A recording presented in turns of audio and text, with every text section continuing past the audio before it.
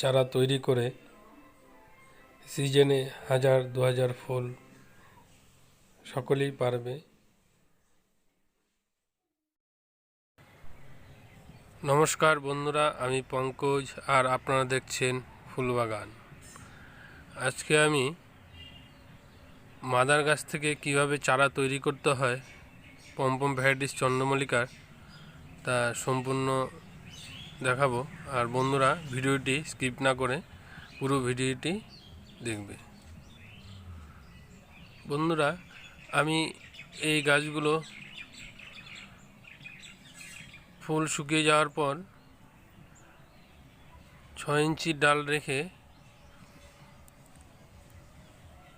কেটে দিয়েছিলাম। তারপরে গাছগুলো দেখো যে শাখার ছেড়েছে, আর এইভাবে নাম্বার দিয়ে ট্যাগ করে প্রত্যেকটা গাছে, আমার কাছে 20টা ভ্যারাইটিস আছে। আর এই শাখারগুলো খুব সুন্দর হয়েছে। এই শাখারগুলো দিয়ে আজকে আমি চারা তৈরি করব।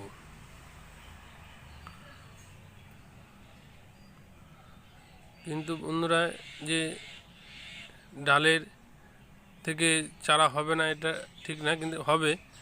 কিন্তু শাখার থেকে চারা তৈরি করাটা ভালো। যে শাখারের যে একটা পাতার যে গ্যাপগুলো থাকে খুব কাছে কাছে, আর ডালের সেটা দূরে থাকে। ওই পাতার থেকে গোড়া থেকে ডাল বের হয়, আর শাখারের অনেক কাছাকাছি থাকায় বেশি ডাল বেরোনোর সম্ভাবনা থাকে। ডালে সেটা একটু দূরত্বটা বেশি থাকে, এর জন্য কম বেরোয়। আজকে আমি এই শাখার দিয়ে 5টি ভ্যারাইটিজে 10টি চারা আমি তৈরি করব।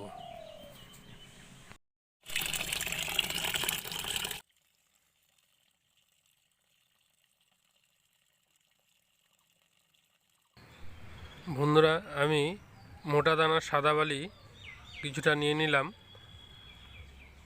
এই বালিটাকে ভালো করে আমি ধুয়ে নিব।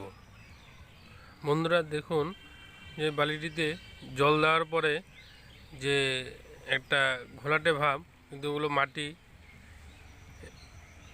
এর জন্য এই বালিটাকে আমি 2-3 বার আমি ধুয়ে নিব।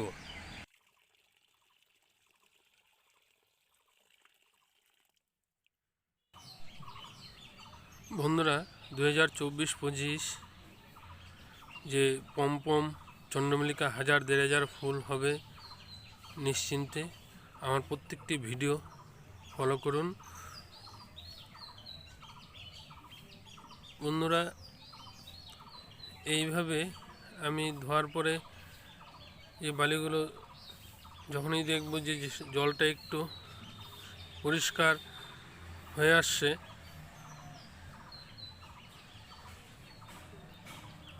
আমার অলরেডি 2-3 বার ধোয়া হয়ে গেল, তো জলটা অনেকটাই পরিষ্কার।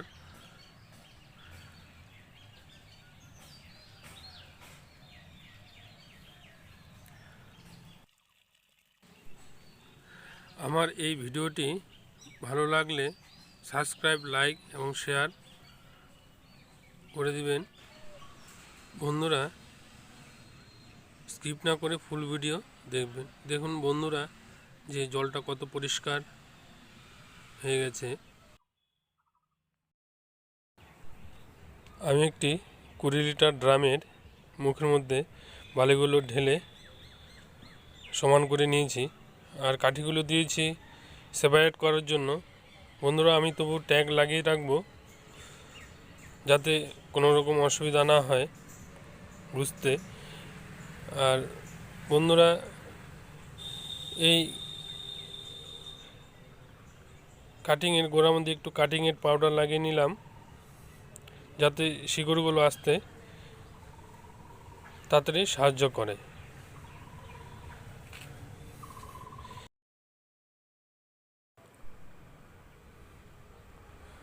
বন্ধুরা, এরপরে আমি ফার্স্ট পটিংয়ের মাটি কিভাবে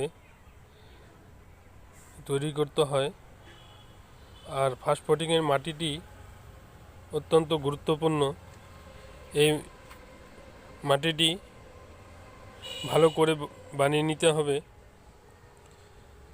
তো এর পরবর্তী ভিডিও আমি মাটি ও ফার্স্ট পটিং নিয়ে একটি ভিডিও করব।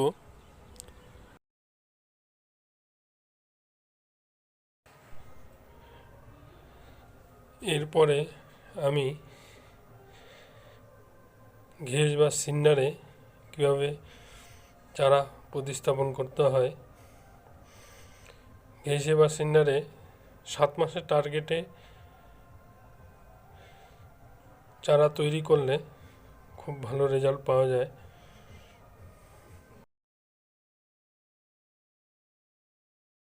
বন্ধুরা, চ্যানেলটি নতুন, তো আমাদের সকলের বাগানে যে 1000-2000 ফুল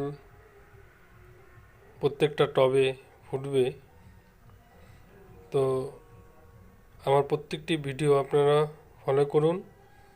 আর আপনারাও পারবে যে 1000-2000 ফুল বা তার থেকে বেশি ফুল কিভাবে ফোটানো যায়, সহজেই পারবেন।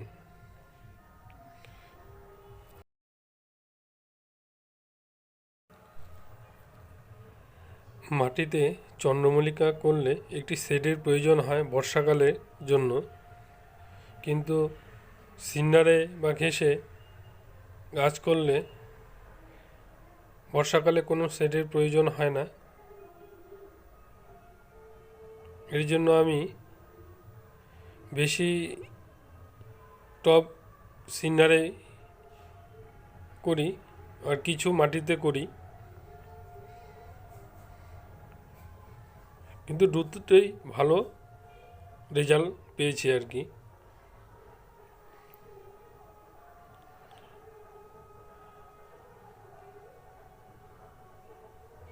বন্ধুরা, এরপরে যে আমার ভিডিওগুলো আসবে, ভিডিওগুলো প্রত্যেকটি ফলো করবেন। আমার বাগানে যা ফুল ফোটে তে 1500-2000 ফুল, আপনারাও অনায়াসে ফুল ফোটাতে পারবেন প্রত্যেকটি ছাদ বাগানে।